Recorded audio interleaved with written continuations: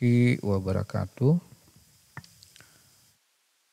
Selamat datang di channel saya. Video ini adalah video pertama dari playlist membuat sistem informasi inventaris barang habis pakai. Nah, di video kali ini kita akan membahas tentang demo dari aplikasi yang akan kita buat. Sekedar informasi bahwa aplikasi ini memiliki dua jenis pengguna. Yang pertama adalah jenis pengguna administrator dan yang kedua jenis pengguna member. Oke, saya akan mendemokan jenis pengguna administrator terlebih dahulu. Oke, saya akan login dulu. Saya masukkan password. Kemudian klik login. Nah, kita sudah masuk. Nah, di sebelah kiri ini adalah menu-menu yang dapat diakses oleh user administrator. Pertama, administrator tentu dapat melihat dashboard.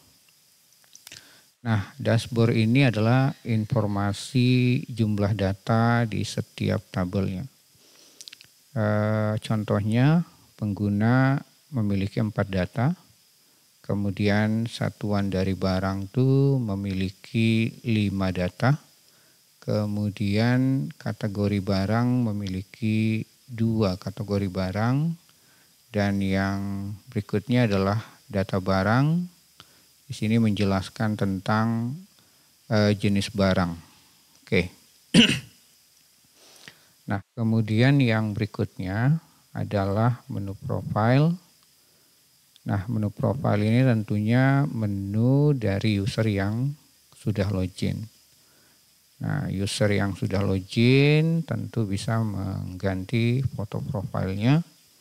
Kemudian juga user yang sudah login bisa mengedit data profilnya. Misalnya mengganti nama dan mengubah paspornya. Nah, dan berikutnya user administrator juga dapat melakukan CRUD data untuk satuan. Sini jenis administrator dapat melihat keseluruhan data satuan, kemudian juga dapat melakukan tambah data, kemudian juga bisa melakukan edit data, dan juga bisa melakukan hapus data satuan. Selanjutnya, user administrator juga dapat melakukan CRUD untuk data kategori. Nah, data kategori ini juga sama. Administrator bisa menambahkan data, kemudian bisa menampilkan semua data kategori, bisa merubah data kategori, dan juga bisa menghapus data kategori.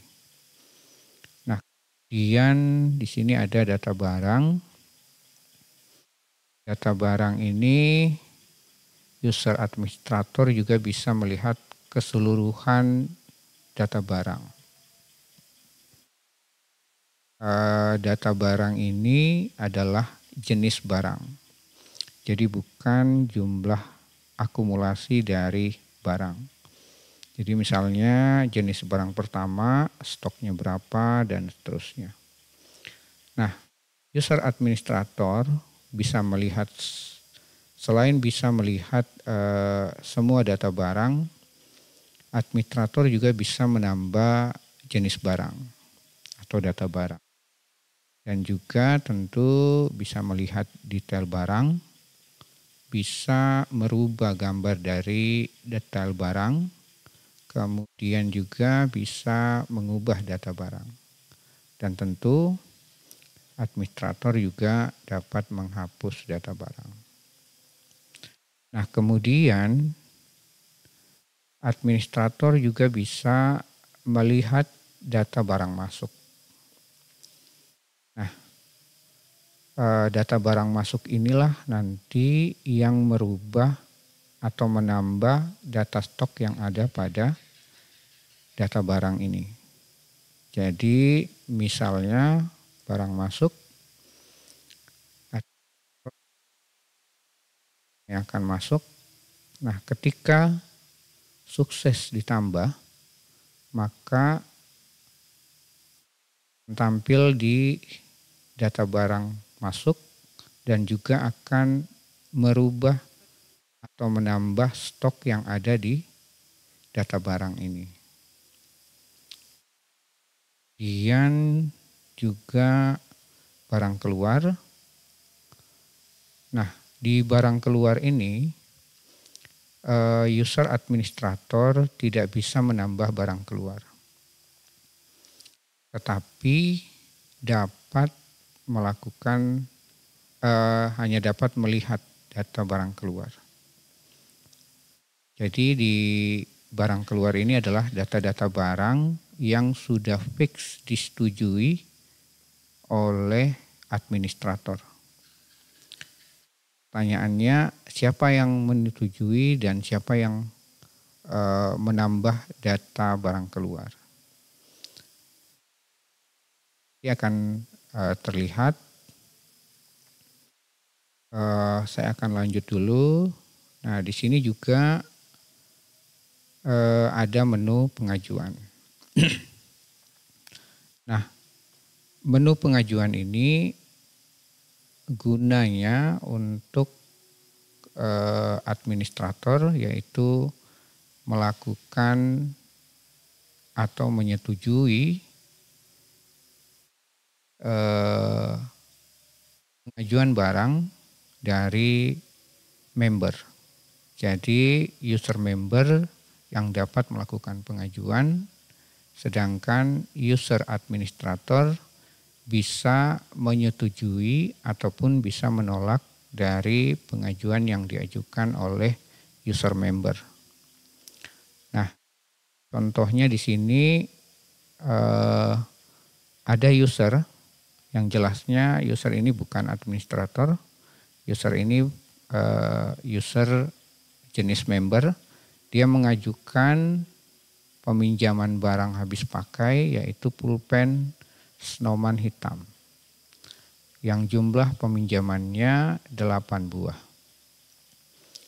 Nah, kemudian belum diproses oleh administrator. Yang dapat diproses oleh administrator hanyalah data-data ajuan oleh member yang masih statusnya pending. Oke, kita lihat. Nah, status pending ini bisa diproses oleh administrator. Boleh ditolak oleh administrator pengajuannya atau disetujui oleh administrator. Jadi di menu pengajuan, administrator hanya bisa melakukan penolakan pengajuan ataupun penyetujuan pengajuan dari user member. Oke, jadi administrator tidak bisa melakukan pengajuan, melainkan hanya melakukan penolakan ataupun penyetujuan dari pengajuan oleh member. Nah, selanjutnya administrator juga dapat menambah jenis pengguna. Nah, ini jenis pengguna atau peran pengguna. Di sini kita cuma punya 2. Kita hanya punya administrator dan punya member. Nah, selanjutnya administrator juga bisa menambahkan pengguna. Bisa menambahkan pengguna dan juga bisa menonaktifkan pengguna. Tetapi tidak bisa menghapus pengguna. Yang bisa dilakukan adalah mengaktifkan atau menonaktifkan pengguna. Pertanyaannya, kenapa pengguna tidak bisa dihapus oleh administrator? Alasannya adalah agar histori dari pengajuan yang pernah dilakukan masih bisa diketahui. Jadi data penggunanya tidak hilang. Oke, nah tentu selanjutnya ada menu logout untuk keluar dari aplikasi. Oke, itu untuk user administrator. Kita akan logout dan login kembali dengan user member. Kita logout dulu. Oke, di sini kita masuk dengan user member. Saya masukkan passwordnya. Kemudian kita login. Nah, di sini kita sudah masuk. Nah, member hanya bisa melihat beberapa menu saja, tidak seperti dengan user administrator. Nah, dashboard dan profile itu sama. Member bisa melihat jumlah-jumlah data dari tabel-tabel. Begitu juga member juga dapat melihatnya. Kemudian juga sama terkait dengan profile. Member juga bisa mengganti foto profile, bisa juga mengedit profilnya, apakah nama dari member, kemudian paspor dari member. Itu bisa dilakukan oleh member ataupun administrator. Kemudian yang berikutnya, member juga bisa melihat data barang, tetapi hanya sekedar melihat data barang. Jadi yang bisa menambah data barang hanya di sisi administrator. Jadi data barang yang bisa diakses oleh member itu bertujuan untuk melihat jenis barang yang mungkin nantinya bisa menjadi acuan untuk pengajuan dari member tersebut. Oke, kemudian member juga tentu bisa mengajukan, karena ini hal terpenting oleh member. Jadi member dapat mengajukan peminjaman barang, tentu peminjaman barang habis pakai. Di sini kita lihat member Ari di sini sudah pernah melakukan pengajuan sebanyak 6 kali. 3 pengajuan ditolak oleh administrator, 2 pengajuan disetujui oleh administrator, dan ada 1 pengajuan yang masih pending. Nah, pengajuan yang pending ini yang bisa diproses oleh administrator. Tetapi ketika administrator telah penyetujuan ataupun penolakan, data tersebut tidak bisa lagi dirubah oleh administrator. Jadi yang dapat dirubah oleh administrator hanyalah pengajuan yang statusnya pending. Nah, kemudian administrator juga tidak bisa melakukan pengajuan seperti yang saya sampaikan tadi. Nah, di sini member bisa melakukan pengajuan dengan cara menambah pengajuan seperti ini. Oke, kita akan coba. Misalnya member ingin menambah pengajuan spidol snowman hitam. Nah, di sini maksud yang ada di dalam kurung ini adalah stok dari jenis barang spidol snowman hitam.